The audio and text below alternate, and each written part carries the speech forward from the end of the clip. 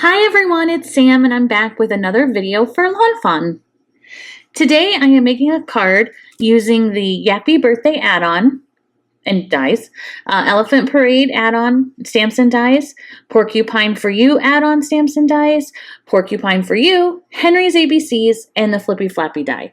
Also not pictured, simply celebrate pets for the little speech bubble. My bad. I am starting by coloring all of my images with Zig Clean Color Real Brush markers like I always do. And I really just use a handful of colors for all of these images.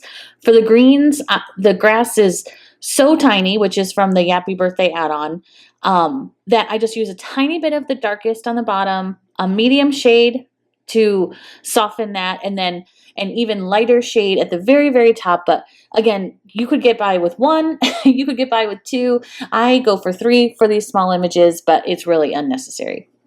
Next, I'm going to color the porcupine, and I'm using two shades, mustard seed, or just mustard, I'm sorry, and natural beige, I think.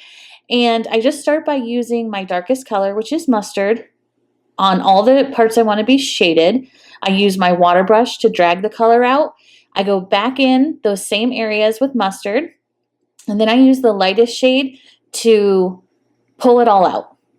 And that's how I color my images. Next, I'm using two darker and different browns for the little quills, and I'm using the darkest color in the areas I want shaded, then simply using the lightest color to just kind of pull it out.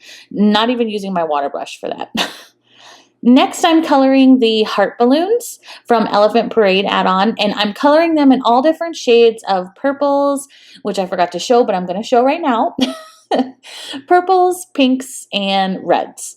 And I just am using 2 or 3 colors per heart balloon, all colored the same way. Darkest shade first, then the medium shade, and then the lightest shade. Sometimes I go back in at the very end with my water brush to kind of even lighten it even more and make the shading stand out. Here I'm just testing some reds to see if they work together, and they do. And I did remember to show. Almost forgot though. And I'm just kind of testing. Some of these markers are new for me, and so I'm just seeing what colors I have that work well with that color, what kind will kind of change the shade a little bit. I wanted them all to be a different shade, like I said, of pinks and reds and purples. So next I'm going to combine the pink and purple, and this is my favorite color of the balloons. This is my favorite one. It's like a fuchsia, which is also my favorite color, which is going to be surprising for a lot of people because I really can't stand purple, like, although it is growing on me. Basically, everyone that I love in my life loves purple as their favorite color, and it's growing on me. Next, I just colored the stems of all the mushrooms in mustard and natural beige again. And I'm going to color these porcupines. I don't show the colors again because I already showed you with the first one. It is the same colors for all 3 porcupines. So mustard and natural beige for their bodies, and I think it was mid-brown and beige for the quills. I may call these hedgehogs at some point. I mean porcupines. So if you hear me say hedgehogs, I mean porcupines. I've been trying in my head to keep it straight the whole time. Here I'm just showing you the colors I use for the cheeks and the ears because I did forget in the first one. And yep, now I'm just going to color these little quills. Same way, just the darkest shade in the darkest color in where I want the shade, and then the lighter color to pull it out. And then I do go back with my water brush just a smidge. It's very, very, very dry almost, to make it even lighter. I'm using the same colors I used to do the blush for the speech bubble. And here's my trusty mustard again. I feel like I use it on everything to color this cute snail, which I don't end up using, but I really, really wanted to. And now I'm coloring the mushrooms, and honestly, I don't show the markers for these, but it is literally the same color combinations as the hearts. So I'm using the same colors with the same combinations to color in all of these mushrooms because I wanted them to be similar in shades because I already had all the different purples and pinks and reds for the heart balloons. So I'm keeping them similar to the background.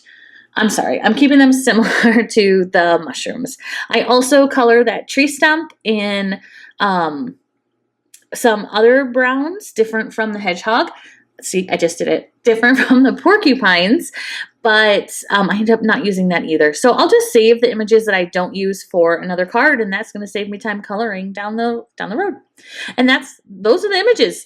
It was actually really quick because I used the same colors for everything, basically. And next I'm just going to ink blend the background of my card. I am using Seedless Preserves Distress Oxide, picked raspberry Distress Oxide, dried marigold Distress Oxide.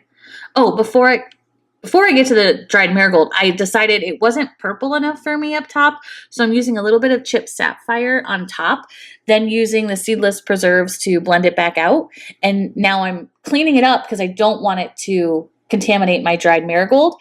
So now I'm using dried marigold, and at the very bottom I am using tattered rose just to lighten it all up. And then I'm just going to go over everything a little bit one more time just to blend the colors, but it doesn't have to be perfect. It doesn't have to be a perfect blend. And I'm using those same colors on these letters I die cut with Henry's ABCs that are going to be part of the sentiment.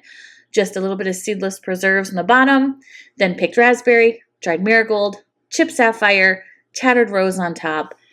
This was so easy. I mean, I did speed it up, but it was basically real time. That's how fast the letters went. And then I decided, because I have a problem, I am a splatteraholic, to splatter everything. So I'm using water to splatter on the background and the letters, and then a little bit of white acrylic paint to also splatter on top of everything, just to add a little bit of interest to the background. And like I said, the blending didn't have to be perfect because I knew I was going to be splattering. And now we're going to start with the card. I've already die cut the edge, the middle of the card that's going to be the mechanism, on a 3 1/4 by 5 inch piece of paper, which is why I have that up there on that cloud post-it. And I've die cut the rectangle with the slot in it, and I've written front and back on both so that it's easy. I've die cut the rectangle from acetate and then the small little rectangle from more white cardstock. And I'm going to ink blend the same way I just did. I knew this was going to go in the lower third of my card, so I'm just using picked raspberry and dried marigold so that it kind of is the same, it carries on the same colors as you pull it out. And I'm using the same colors again for the little tab, and that's going to cover and hide a little bit of the glue when we have this card.